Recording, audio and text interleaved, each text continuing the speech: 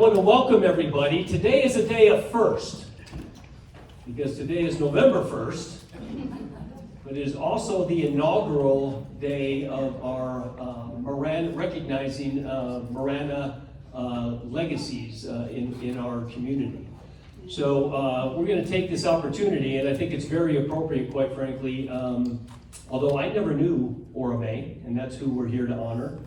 I didn't get to meet her because I started here in 2011, and she passed the year before I came. But I've gotten to hear a lot of stories about Ora May over the years, especially the last 4 years since I've been the town manager. And I've got the pleasure to work with our council, many of whom, the mayor, of course, Patty, Roxanne, Diane Mangialardi, who works with me in our office, who knew Ora May, worked with her for years and years, and would tell these wonderful stories about this amazing person. And so I feel honored to be able to be your MC today. And my name is Terry Rosema, and I'm the town manager here for the town. And I have the distinct pleasure of being able to introduce our guests who are going to talk about Ora May. And like I said, although I didn't know her, I feel like I've gotten to kind of know her over the years. The type of character that Ora May had, the drive, the dedication, just the passion for this community, a person of great commitment, of great faith, many attributes that, quite frankly, I aspire to. And so, in fact, the mayor said you would have loved Ora May, Terry. You would have absolutely loved Ora May, and I'm sure that I would have, based on all the stories I've heard. And so before we get into this, I want you to know kind of how this day came to be, because it was Sally, I believe, if the story, if Jill or Sally or somebody can correct me if I get the story wrong, but Sally started thinking, Sally over here in our visitor center, began talking about the idea of doing some education stuff about Ora May, kind of giving a tutorial of the legacy and leadership of Ora May Harn. And she started talking with Jill McCleary. Where's Jill? Oh, right up front. Right up front. Of course I can't see you, right up front. Jill McCleary, who is our cultural heritage specialist. And she's been doing a wonderful job with the history of Marana, putting stuff together. They began to talk about this, and it went from putting on some classes for people where they could learn more about Ora May to having an entire day where we acknowledge her. And this is going to be a yearly thing. We're going to identify people, a new person next year who are going to be, who will be the next person in the Legends of Marana. And so we certainly look forward to that. So I want to thank Jill, and I want to thank Sally, and I want to thank the Heritage Conservancy, who are a part of that, the Visitor Center, the Heritage Conservancy, Jill, Sally, multiple people involved in putting this together. But really, you know, I think Jill and Sally really kind of spearheaded this thing, and there's a lot of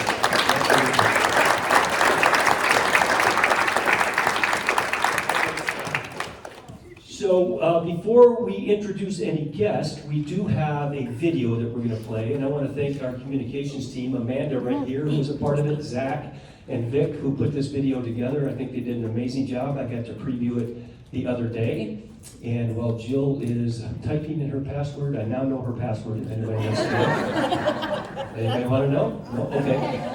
And Jill is going to play the video, and then I'll introduce our first speaker.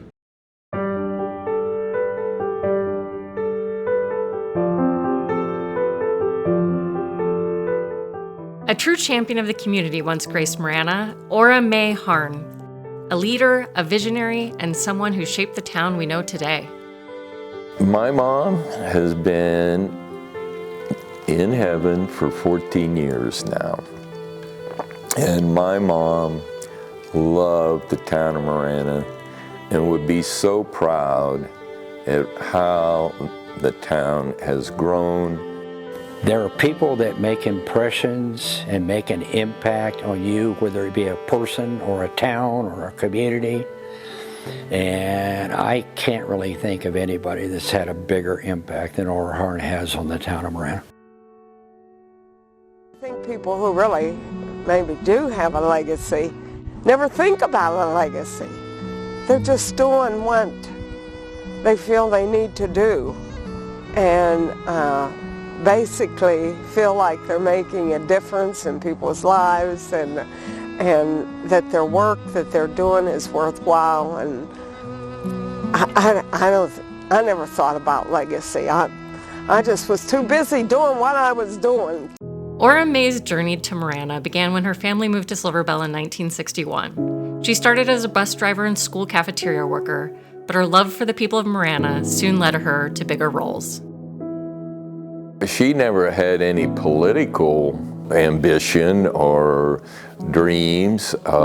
She just loved people and loved interacting with people, and then found that she was very good at connecting the right people for the right jobs and the right positions, and she just saw needs. Like healthcare for seasonal workers, Ora helped establish a small volunteer clinic that grew into what is known today as MHC Healthcare. She also turned her attention to the Marana Food Bank, working to ensure families had food on their tables.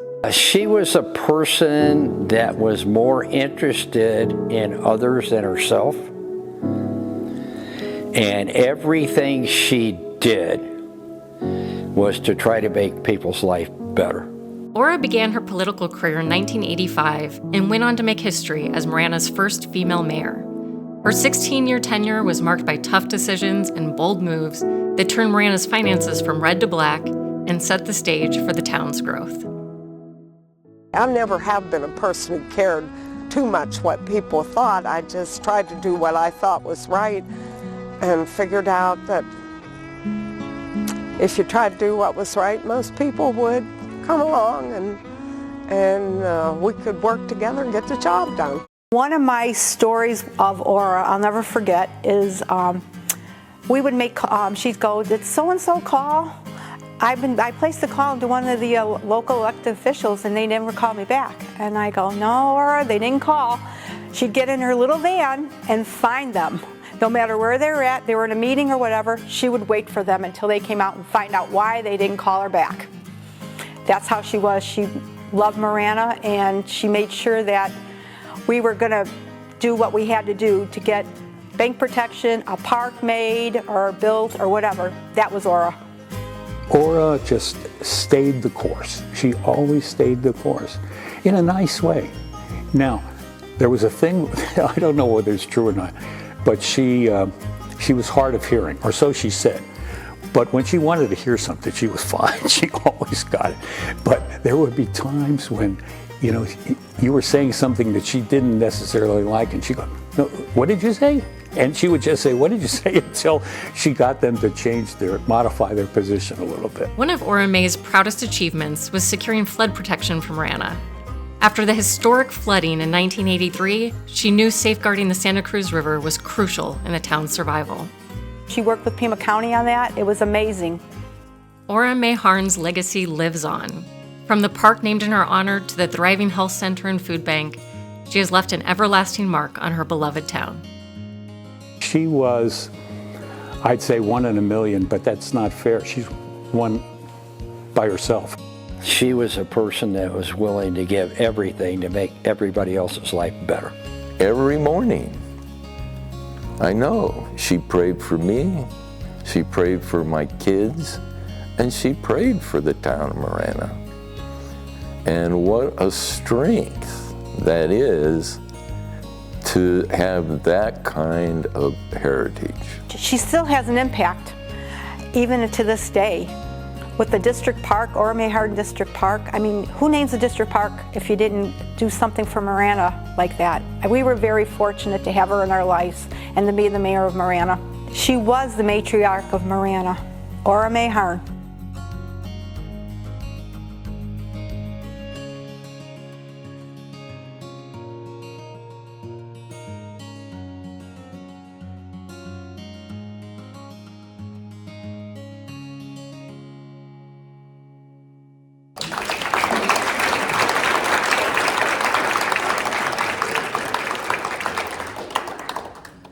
Wasn't that awesome? You can clearly see just from those few little interviews and those few little tidbits what an amazing person she was, and how much she meant to all the people that knew her. And we do have a few guest speakers here today who are going to give you a little bit further insight. Now, most of you know our mayor, Mayor Ed Honey, and I'm going to invite him up here now, and he's going to talk a little bit about about Ora May, because he told me he could go on for hours, and I know he would if we let him. So I do have a hook over there to grab him when it becomes appropriate. So, Mr. Mayor. Thank you, Terry. You know, when they asked me if I wanted to speak about Ora, I said, how many hours do I get? And, you know, I kind of twisted their arm. She was such a unique individual. Just a unique individual. A woman of very strong faith. But she didn't push it on you. She showed you how to do it. Every day. She loved everybody. Didn't care what color you were, what political party, how much money you had, anything. She loved people. And you know, one of the greatest honors of my life, and I tell Paul and Nancy, was to be asked to speak at her memorial service. What a great honor, you know. And like I said, I could talk for 6 hours about Ora Horn and what she did. But I'm going to tell you some little kind of people might think insignificant. Ora told a story about her when they first started the health center, and how they had a little cotton shack, and they would bring people in on the weekends, and a lot of the young migrant children didn't have a chance to get polio or inoculations and stuff like that, but they would give them. They were free. They never charged them a dime, you know. And, you know, she was just so, I said, I want to be like her. I may never reach that status, but I'm trying. And, you know, some of the things that she did that really made a difference in this community. We would not have a Marana Health Center without Ora Horn. It'd be gone. I will tell you that she ran clinic, actually, back in the day before it really got larger and larger and larger. And things she did was out of love. And she ran that health center, and you didn't realize she was in charge because she'd be mopping the floor if nothing was going on, or pulling weeds outside, or going to get somebody to bring them if they didn't have a ride. And just made a tremendous, tremendous impact. She came to me, I think it was 1994, and she had tears in her eyes, and she said, Ed, if we don't get $50,000 somewhere, we're going to have to close the health center. Literally. Anybody in here ever said no to Ora Horn? I want to see your hand, because you're telling a fib if you are. You know, you could ask Mike Roussat or you know, Jack Newbeck or any of these people. Nobody ever said no. But you know how she got you? She was like 5'0". She would look at you with those big eyes, and she would love you into submission. Literally. I mean, she didn't threaten, she didn't do, you know, I said, has anybody ever said no? No, you can't. But it was from the heart when she asked. Well, we gave her the money. I didn't realize at the time she was working and not drawing a paycheck, because she needed to have the money go back into the health center to pay the very few people that were there. It was small at the time. And she didn't draw a check. And the love she put into it, and the drive she put into it, you know. And I said, one of her best friends was Pat Summers. If you don't know who Pat Summers is, she was the Marana school nurse at the time. She was the first medical person involved with Marana Health Center. And she did it for free, because she loved Ora. And to get it going. And, you know, so you look around and you say, well, Marana Health Center has 17 locations and 1,500 employees. Had it not been for Aura, it would be gone. A major part of our community. You know, another thing that Aura was very interested in was the food bank. And it's where it is now.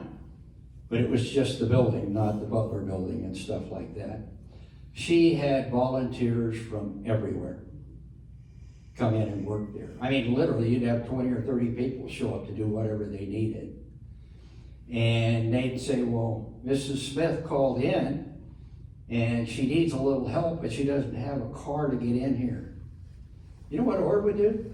Load her car up, drive to Mrs. Smith's house, take the food, and come back in her own personal car. I mean, that was how dedicated she was. And she loved the people and she wanted them to do well. And you know, she was, you know, like the flood protection and those things were great. But I can tell you folks, we would not have a food bank or a health center if it wasn't for Aura Harm. She had that big an impact on our community. You know, you try to set the, I was talking to Jill, I said, Aura was our first town historian. After she left political office and she was interested in doing something, Aura knew everybody. She had pictures, she had information, they did tapes, which we still have some that are 30 years old. Of people, and many of those folks are gone now, about what they wanted to see in the community or what they did in the community or how they acted in the community. I could just tell you that nobody could close the door to her. Nobody could say no. And like I said, I was able to speak at her service, which I'm very thankful that you asked me to do that. But Nancy was living there at the time in Aura's last days, and I went down to see her a couple times a week. And about 3 days before she passed, I'm in there, and she's like, Eddie, I go by Ed, but Eddie to her, and I said, fine, you can call me Ed. You know, we need this at this park, and that roadway needs to be fixed, and we need to do. This is 3 days before she went to meet the Maker, and she did, because she was a wonderful woman.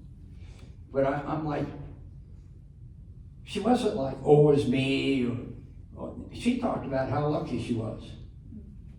How lucky she and Jerry were, and her 4 kids, and her grandkids, and the community, and everything. And that lady didn't feel sorry for herself, you know. But I'm like, 3 days before she passed, telling me to cut the weeds at the corner of such and such street. I'm like, what? You know.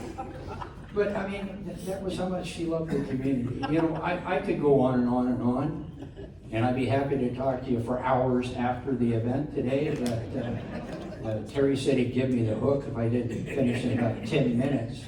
I just want to say, I love that person. She is the foundation that our community's built on. And I'm not just talking about the temple.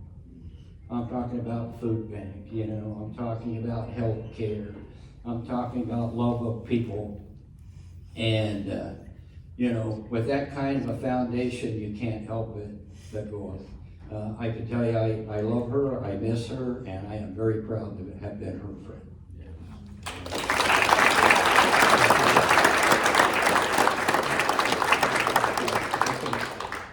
We have a proclamation. Paul, Nancy, or both of you, maybe. I'm not going to read it because I have macular. But I'm going to tell you, this is a proclamation talking about some of the high points that Mom did. And so I'm going to give this to you, and to Nancy. And it's just a small token to say, if we're going to start out with legacy, Orhar's where the legacy starts. So I'm very proud of what she accomplished. You want to get some pictures? Yeah, that's good.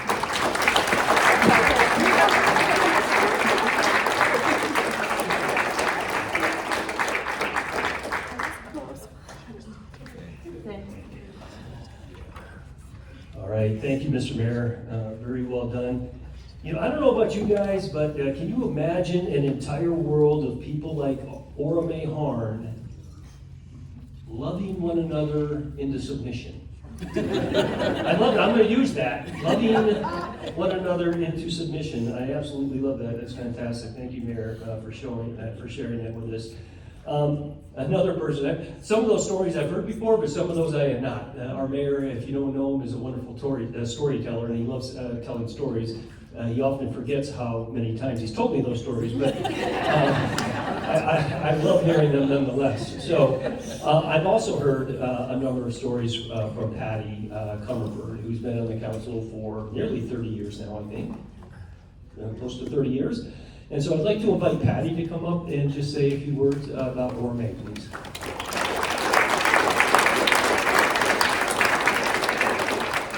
Thank you, Terry. So, it's actually 30 years this month that my husband and I moved our family out here. And Ora was one of the first people I met. And the funny thing about that is I'm a newbie. 30 years and I'm a newbie.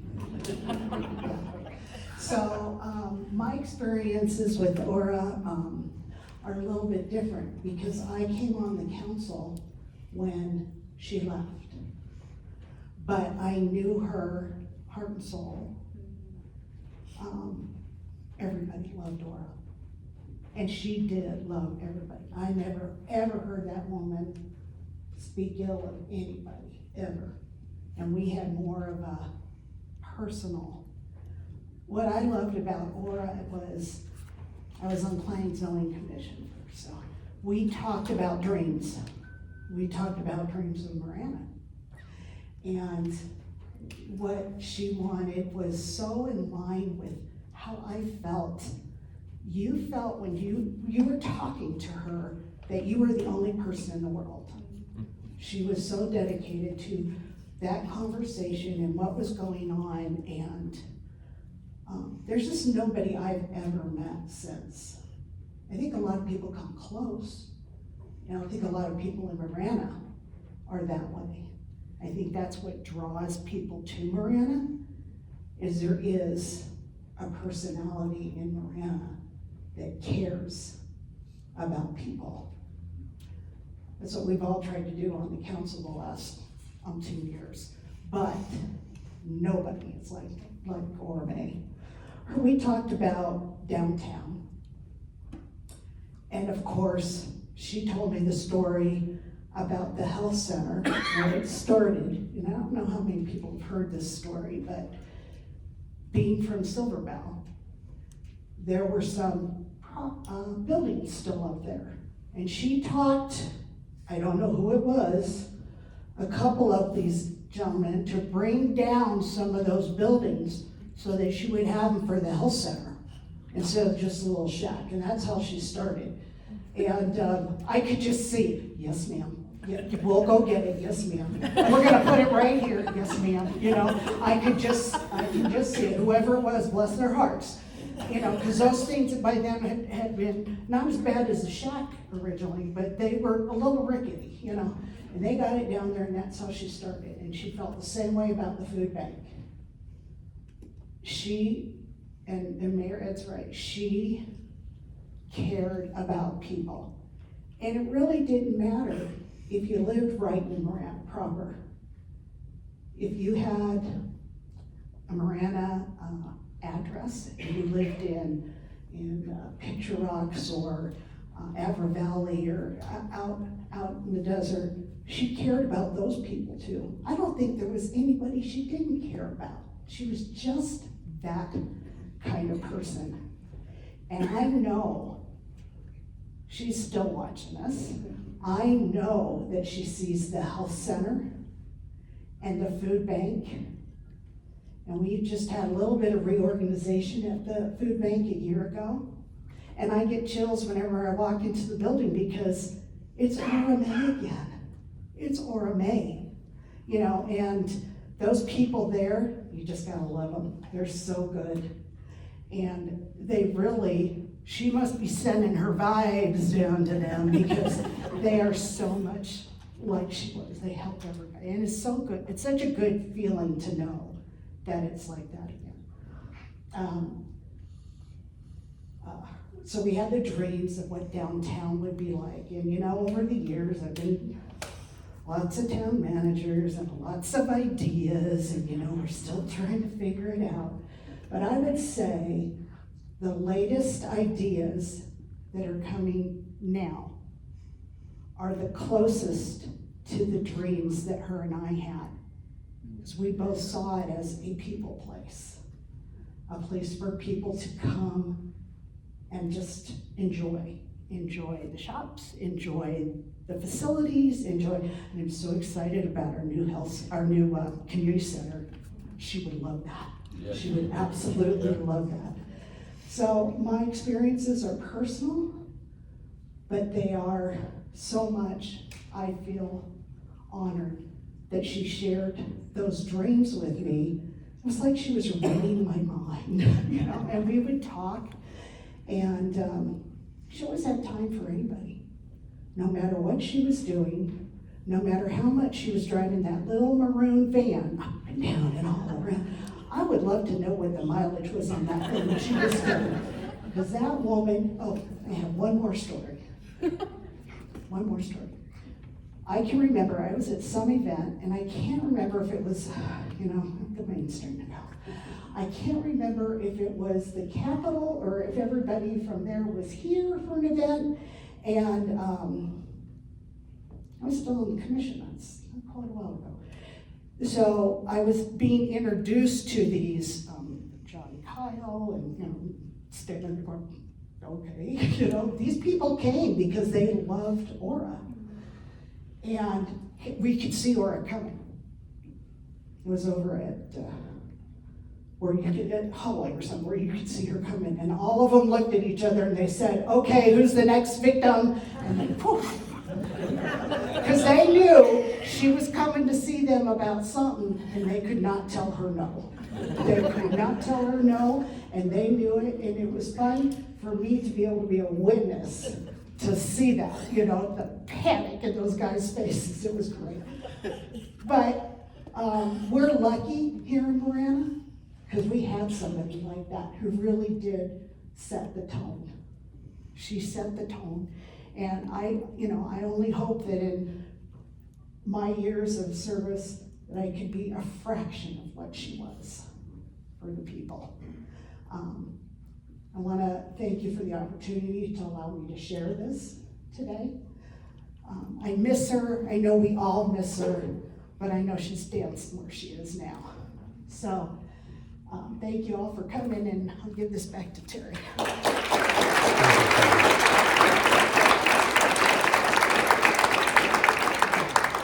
Patty, I guess you'll probably never know whether or not she was reading your mind or simply loving you into submission. I'm not sure which it was, but the world may never know.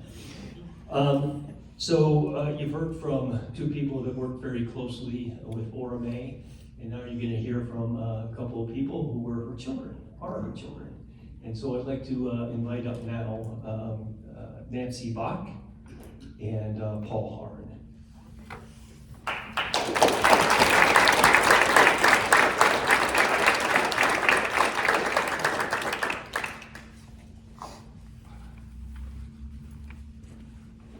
Well, this is going to be hard. Yeah. 14 years after she's gone, and it's still going to be hard to talk about her. You have to hold it closer. Yeah, I'm Paul Harn, and Nancy Harn, and our sister Debbie is already with the Lord, and so Nancy's going to talk just a few minutes about the health center, and then I'm going to talk a few minutes about some of the other stories from Mom. Well, I wanted to start first by talking about integrity. Mother was a big believer in integrity. Okay, We maybe might do have Terry. to have you share a microphone. That'll work. She was a big person on integrity, and as you know, I grew up in Silver Bell, and in Silver Bell, we didn't have like church, so to speak, but the mines provided a building that every denomination shared. So because we all shared the same building, we shared the housekeeping skills. So I don't think it was a monthly rotation. Every 3 months, Catholics would clean it for 3 months, and the Protestants would clean it for 3 months. The Mormons would clean it for 3 months. The Jehovah's Witnesses would clean it for 3 months. So we'd rotate like that. So the building, you put up and took down church, you know, because whatever you had. But the Catholics had on the wall some emblems that stayed. And they had these beautiful red satin curtains that they drew over top of those emblems. So one time I was up cleaning the church with Mom, and so I went up to the front there, and she saw me lift that curtain and start to peek underneath the curtain. She said, "Get away from there," and I did. And she said, "That's none of your business." And I said, "Well, Mom, there's nobody here. Nobody's going to know. I could just..." She said, "Absolutely not." She said, "Those are sacred to somebody. And you will not," she said, "if you would like to know what's under there and what it looks like and what the people that come here and worship, you go see Elfrida Horner, and Elfrida will take you to church with her, and you can go see what's under those curtains and what they believe about the things underneath those curtains." And there was nobody in the building. I don't know many people who would have cared if a little 10-year-old kid looked under the curtain. But she did. She cared about things like that. In the old days when she drove the school bus, she drove down the back side of our loop, stopped at the bottom, and then came up the front side. We had a girl live next door to us, and I swear to goodness, she didn't climb out of bed till she heard the bus on the back side of the loop. And she never made it to the bottom of the loop where the bus stopped. So every day almost, Mama would have to stop in front of the two houses, hers and mine, and pick her up. So one day, I'm not a morning person, I went back to sleep and heard the bus on the back of the loop. And Mother said, and so I thought, I'll hurry, I can do this. I'm dressed and I'm out at the street. That day, the girl wasn't there, it was only me. And I was standing there, and that bus went right beside me and kept on going. So she drove her route. I went back in the house, and of course I knew I was in trouble. Got back in the house and waited, and she drove her route and got into Marana and called me on the phone and said, "I will never, ever have anybody say I show my child favoritism. You will be at the bus stop." And she said, "Get a pen and paper and write this down." And she gave me a list of chores to do that, honest to Pete, I didn't think I'd get done. But she said, "These are to be done by the time I get home, and you do not miss the bus again." And I did not. But she believed in integrity, and I think that in all of the years she served with integrity, and people knew if she said it, she meant it, she would stand for it, and she would not lie to you, and she was an honest person with integrity. So fast forward from the days they talk about the health center starting. Later on, the health center had been doing good for a while, and then it took another dip. And the CEO left, and the board of directors were thinking, we're gonna have to close the doors. And so there were a couple of ladies, my mother and one other lady, and I can't remember her name, but they wanted to say that these two ladies did, and they started out trying to save the health center. And they were working, and about a year the lady stuck with it, and at the end of about a year she said to Orme, "I'm out. I've helped all I can help. I don't think this is gonna work. And but Mother, you know, she was like a dog with a bone. She was gonna see it through. So she decided that she was gonna save that health center. So I know there may be some people in this room that were part of this crew, but in those days, she took a good look at the Marana Health Center and looked at the services they offered and decided what made the best money and what didn't. Some of the things she closed the dental part, she closed the pharmacy part, and they all said, you can't do that, we gotta have it, we gotta have it. She said, it's not making enough money for us, we're getting rid of it. And they stood by her, they stayed. And those ladies, about 5 ladies, helped her save that health center. She sat them down and said, if we're gonna do this, we have to get rid of janitorial. So you ladies, now these ladies were nurses, they were bookkeepers, they worked, you know, all the jobs. She said, you ladies are gonna be the janitorial service now in addition to your other duties. And also, you're going to bring the toilet paper, and you're going to bring the paper towels, and you're going to bring all these other things that are going to help keep the health center alive. And she, with the help of those 5 ladies, they worked. Now, there were times my mother paid payroll at the Marana Health Center on her own charge card. And there were times she couldn't pay payroll on her charge card. And she would go into a room full of all the employees and say, I don't have enough money to pay you, but if you'll come to work and stay with me, she said, we'll keep working and I'll start paying. And she turned and looked at her doctors and said, I'm going to start with the least paying job in this clinic because you doctors can afford to do without a paycheck. And they can't.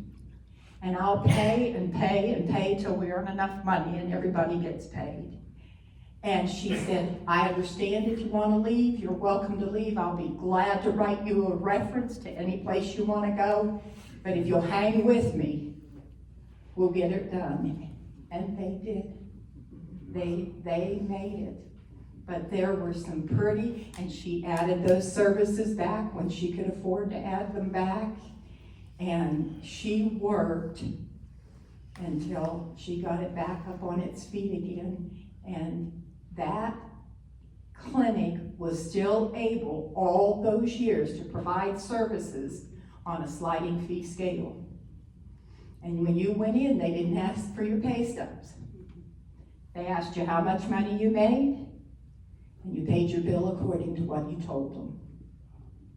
And they gave services in this community to people who needed services according to what they said they could pay in those days, and took care of these people in this community.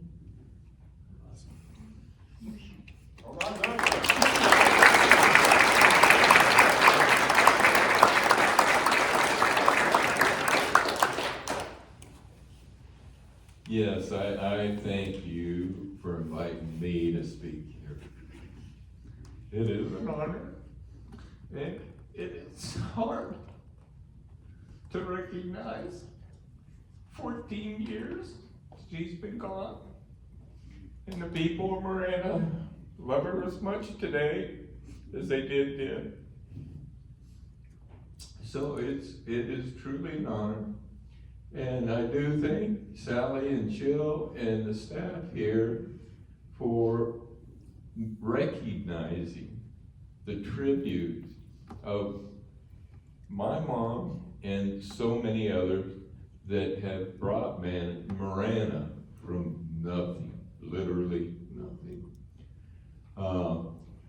I graduated NAU an engineer and had more years than I want to count as an engineer, and retired last year.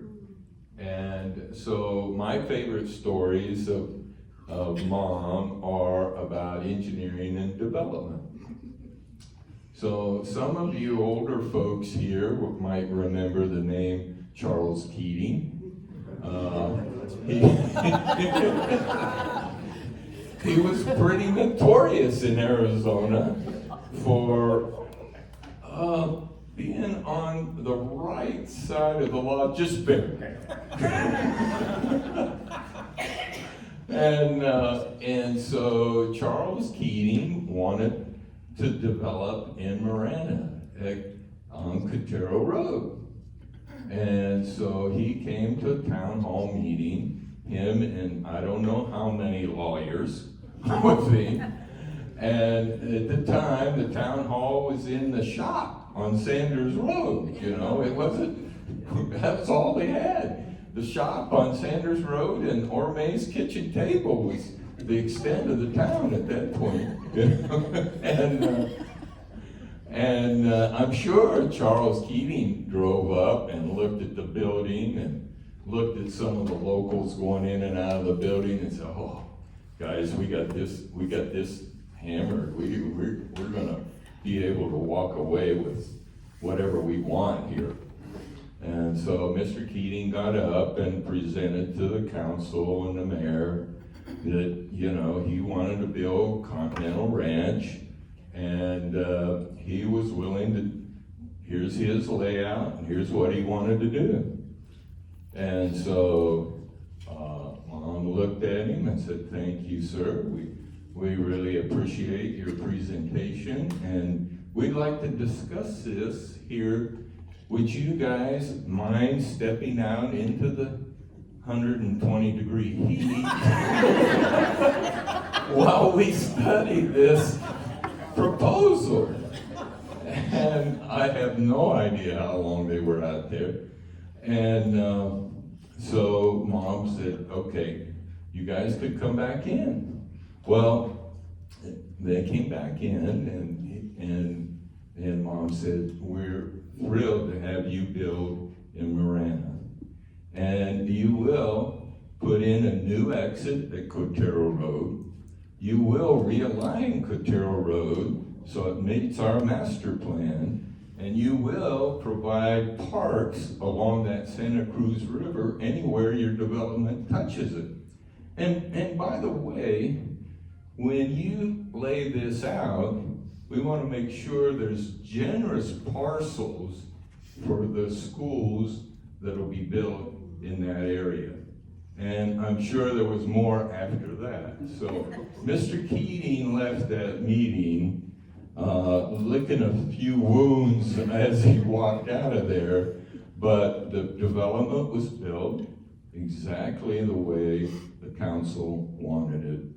And that set the tone. Like we're saying, Mom set the tone not only to love each and every one of us and encourage each and every one of us, but how to develop the town best for the people.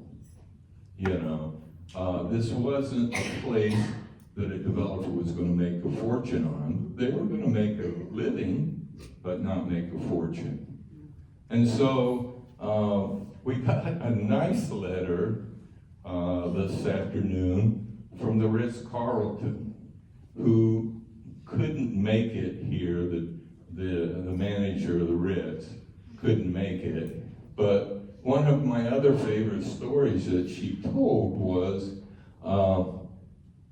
so the Ritz called the mayor and the council and said, "We would like to take you guys on a field trip on such and such a day."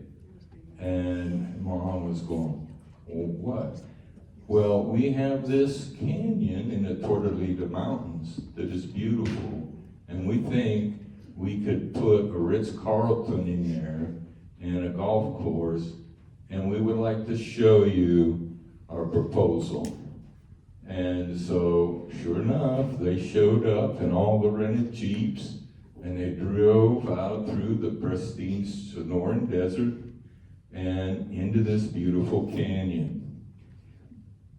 And they explained, you know, we want to build the Ritz here. We're going to maintain the desert as much as possible.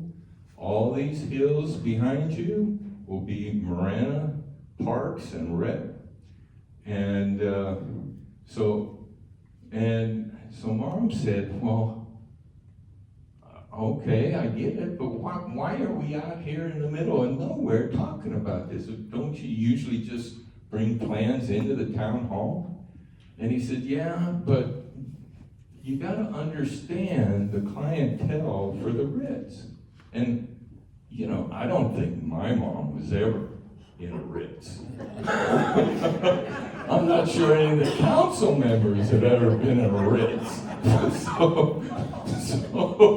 So he says, you know, the way we visualize this is we need our own exit on I-10, and we need a 300-foot corridor from that exit, 8.5 miles to the doorstep of the Ritz.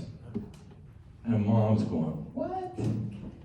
We got exits, we got roads, what are you talking about? He said, we want to give the Ritz clientele the impression that they are driving through the pristine Sonoran Desert to the Ritz.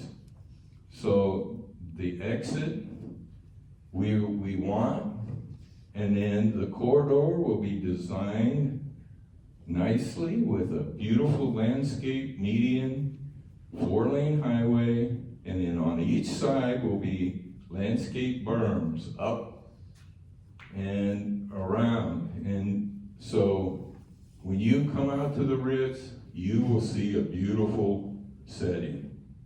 You won't see the subdivisions behind the berms. You will see the landscaping. And Mom looked at him and said, you know, we can make this happen for you. And so they did. That's Twin Peaks exit and Twin Peaks Road all the way up to the Ritz through beautiful Dove Mountain. And so I did check Google before I came. She didn't give him 300 foot, but she did give him 200-foot corridor.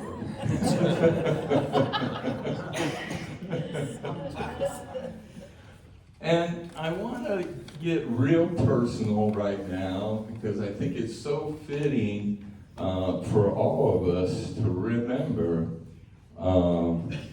And I'm going to read some of this, but Carla in North Carolina had written Mom a letter about a week before she passed. It was one of the most beautiful letters I had ever seen written for a person sick or dying. And I'm going to quote it. God's words of comfort filled my head. He revealed that you aren't being taken from us. You are being brought to Him. He has watched you feed the poor, give people hope, encourage others to fulfill their dreams, touched hearts, shared your strength, and made others strong. You have been an angel on earth with no wings. He wants you to come home. God wants His child to come home and get what she has worked for, her angel wings. And I know you will continue to watch us from your new home. Mom had a gift. It was a gift of administration. And it wasn't for her ego. It was for the town of Marana. It was her gift to the town.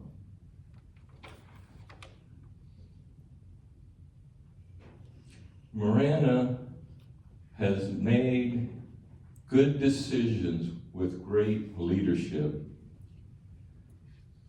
She got great joy and great satisfaction out of serving the town of Marana.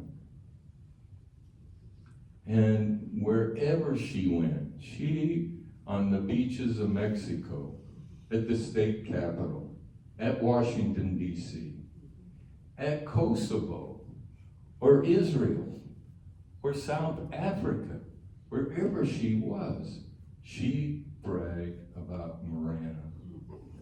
She loved her town and the people here.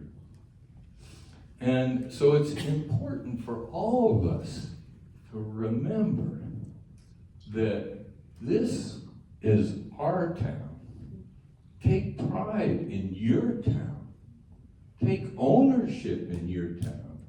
Find your gifts and see how you can apply them in your town. You know, we only come through this one time, and Mom was a true example for us to follow.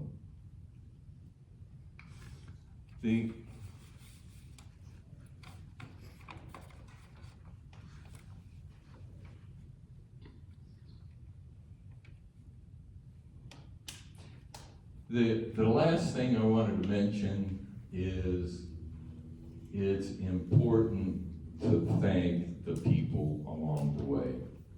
It's important to thank your mayor for his service. How many years has it been in? 37. Yeah. It's 37 years. You know, thank the person cleaning your parks. Thank that person picking up trash along the street. It's not their job. It's their gift to us as a town. And I do want to thank, again, Sally and Jill and Terry and the town for putting this together. It's been a great honor and a beautiful day. Thank you.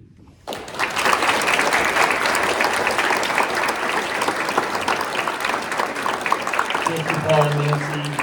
Very well done.